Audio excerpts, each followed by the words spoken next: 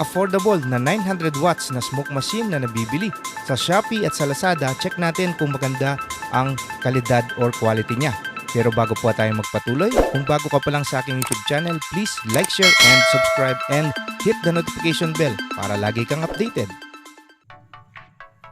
Welcome po dito sa aking YouTube channel. Para sa video natin ngayon ay i-unbox natin itong 900 watts na fog machine or smoke machine, or nung time nung pandemic po ay tinawag po itong mga disinfectant machine, kinonvert po at meron po silang mga fog juice na disinfectant daw, at yun po yung ginagamit noon nung panahon nung pandemic. Pero talagang ito, ang purpose po nito ay fog machine at smoke machine na ginagamit po ito sa mga ilaw. Kung kayo po ay nanonood ng mga TV shows tulad ng Will to Win, Hit Bulaga, or It's Showtime, ay makikita nyo po yung mga ilaw po nila ay buhay na buhay kapag meron pong production number. Makikita nyo po meron mga beams sa pinaka setup nila dahil po yan sa fog machine. At kung kayo po ay na-experience nyo na, halimbawa sa mga clubs, sa nag-live band po kayo na meron pong setup, makikita nyo po yung mga ilaw ay buhay na buhay po dahil po yan sa mga fog machine. Kasi kung wala pong fog machine na ganito ay puro bilog lang na gumuguhit-guhit sa mga wall ang makikita nyo, or kung ilaw man yan ay yung splash lang ng kulay ng ilaw ang makikita natin, or yung wash ng ilaw. Pero kung meron tayong fog machine ay makikita nyo po nagkakaroon po sila ng mga beams, or nabubuhay po yung mga beams ng ating mga ilaw kapag merong ganitong fog machine. So ito na po yung ating fog machine na nabili. Dati po meron akong fog machine na 900 watts din, Jogen yung brand. Nabili ko pong 2.5.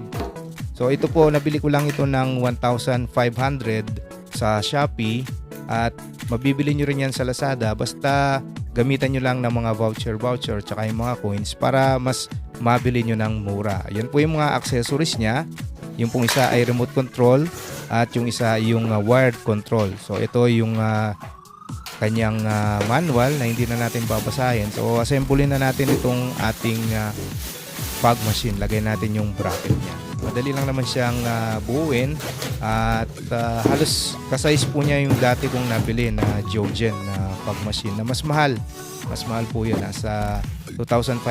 Sa round ko pa nabili. Yun po ay mabibili nyo ngayon sa online ng nasa mahigit 3,000, parang nasa 3,500 ata. So ito, ating munang ilalagay yung bracket ng ating fog machine para kung gusto nyo po siyang isabit sa inyong light stand ay pwede po. At ang kagandahan po nitong fog machine na ito, kahit 1,500 ko lang siyang nabili, ay meron po siyang remote control. At syempre, para mapagana po natin itong fog machine, kailangan natin ng fog juice. Ang fog juice po ay para po yang katulad nung sa juice ng sa vape. Wala lang flavor. So walang amoy.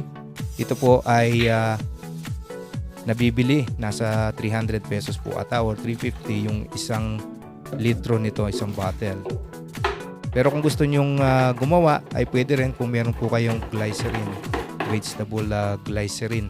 Yan po yung puro na sangkap ng fog juice para makabuo po kayo nitong fog liquid. Hahaluan nyo lang po ng distilled or bottled water, yung malinis, para hindi po naglulumot. Ang kagandahan po nitong fog machine na ito ay detachable na po yung power cord niya. Yung Jogen na nabili ko po dati ay hindi po, naka-attach na po agad yung kanyang plug. Bali po itong power cable niya ay bilog po yung kanyang dulo, at kailangan po natin ng adapter or universal na extension cord. So yung akin po universal siya, pwede po siya sa bilog. Ito naman yung detachable na wired controller po niya. Ang tip ko po sa inyo, kapag papaganahin nyo po ito ay isaksak nyo muna yung wired remote control niya. Huwag nyo munang i-turn on dahil may mga nabasa po ako, napanood po ako mga videos na parang live po yung power na dumadaan dyan. Pwede po kayo makuryente. At ito pong pindutan niya, meron po siyang red na bulb. Mamaya papakita ko po sa inyo yung LED na red. Kapag po yan ay naging red na, ay ang ibig sabihin po nito ay pwede na po yung ating fog machine. Pwede na nating pindutin. Kasi pag hindi pa po yan nagre-red, ay malamig pa po siya, hindi pa po siya lalabas o maglalabas ng fog liquid. Kasi yung pinaka-idea nito, yung pong dulo nito ay umiinit. Tapos meron siyang pump dyan sa loob.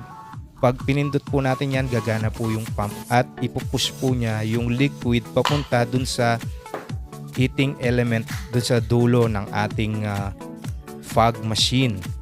Ito naman po yung remote control niya. On-off po siya. Yan. Kahit pindutin po natin yan kapag hindi pa po mainit yung ating fog machine. Bali, maghihintay po tayo dito mga 2 to 3 minutes. Yan sa test ko. Pag initial na papainitin po yan, kailangan natin mga around 2 to 3 minutes. Ang kaibahan pa nga po nito dun sa Jogen na nabili ko. Sa Jogen po na nabili ko, meron siyang indicator sa likod kapag heating po siya at kapag pwede na po siyang paganahin. Meron siyang dalawang LED. So anyway, wala naman pong problema doon kasi hindi naman natin titignan yung LED sa likod niya, yung indicator niya sa likod kapag naka-set up na po yan o kapag gagamitin na natin. Pag hindi pa po siya mainit, hindi po siya magpapump, hindi siya gagana. Ganun lang po kasimple. So medyo matagal. Gantay po tayo ng mga 2 to 3 minutes. So speed ko na po yung ating video para mas agad po nating makita. Antayin pa po nating uminit itong ating fog machine at nasa 2 to 3 minutes po nga yung time na antayin natin para uminit siya initially. At ang meron pa po akong i-share sa inyo, kapag tuloy-tuloy nyo pong pinagana itong fog machine na ito na mga ilang segundo na siya po ay bumubuga, ay may tendency po na lalamig po yung ating fog machine at maghihintay po ulit kayo na uminit. So ito ay nag-red na po yung ating wired control. Ibig sabihin po niyan ay pwede na siya. So testingin na natin. So, medyo nabibilaukan pa siya. Ayan. Kita po nyo, makapal po yung usok niya. So ito po yung bilhin niyo kung bibili po kayo ng fog machine. Iwasan nyo po yung mga maliliit, yung mga 500, 700 watts na fog machine. Mas maliit po siya dito. Ito po medyo malaki na at makapal na po yung usok. At saka yung remote control po ng mga fog machine na ganun ay pangit. Na-testing ko na po kasi. Ito meron siyang on at saka off. Yung mga maliliit, lalo na yung kanyang receiver para sa remote control ay detachable. Ang hirap po niyang sumagap ng signal. Kapag pinindot nyo po ay hindi po siya agad gagana. Hindi katulad nito na built-in na po yung receiver ng remote control. Pag pinindot po natin ay automatic na gagana. At tinesting ko po siya kanina. Ako po ay bumaba sa first floor. At malakas po yung sagap po niya ng fog machine at gumagana po siya automatic at saka hindi po tayo nagkakaproblema sa pag-turn off. Kapag pinindot po natin yung off dun sa remote control niya ay nag-off po siya agad. Di katulad po ng mga maliliit. Ay, Diyos ko po. Ay, masasayang lang po yung tuwa nyo. Akala ko po nakamura ko. Nabili ko lang 500 pesos po dun sa isang seller. Ngayon pala, ang hina pala nung signal o reception po nung pinaka-receiver niya. Detachable po siya, hindi katulad nito, built-in na po yung receiver. So remote control na lang po yung gagamitin nyo, wala na kayong isasaksak para sa receiver nung remote control. At malayo po yung sagap po niya. Testingin na po natin itong ating fog machine gamit naman itong ating laser light. Meron tayo ditong K800 na laser light. Bali po itong laser light na ito ay meron po siyang mga iba't ibang mga patterns. Makikita nyo po yan sa wall kung nakatapat po dun yung laser. Pero dahil meron tayong fog light ay makikita natin yung pinaka-aerial na mga designs niya. Yan, kita po ninyo yung mga beams ng ating laser light. Kasi po kapag wala po tayong fog machine, ang makikita lang natin yung mga guhit-guhit sa wall or yung tumatama sa katawan natin sa balat kung tayo po ay nakatapat dun sa laser. Pero po kung merong fog na sa ating venue, meron tayong fog machine, ay kikita po natin yan, yung beams, yung laro ng ilaw. Nagwe-wave-wave po siya. Kita po, ang ganda. Kung kayo po ay merong laser na ganito or mga moving head, kasi marami na pong mga affordable na version ng mga moving head, pati mga spider or yung mga beams, meron pong mga mini version na mabibili na nasa 2,000, 2,500.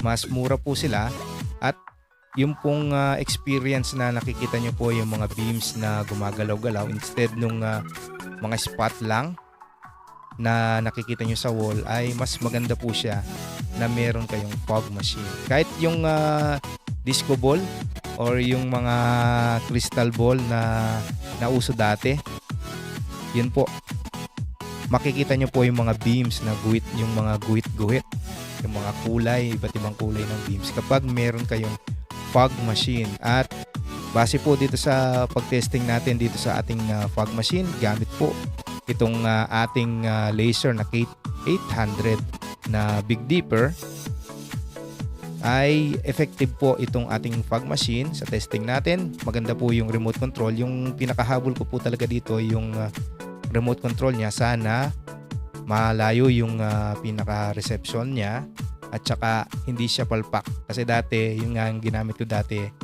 yung maliliit, ayaw mag-turn off, hindi mo ma-turn off agad dahil pumapalya po yung pinaka-receiver niya. So ito, kung bibili po kayo ng affordable na fog machine, ito na po yung bilhin nyo, yung ganitong klase, 900 watts na fog machine. Kahit walang tatak, maganda po siya.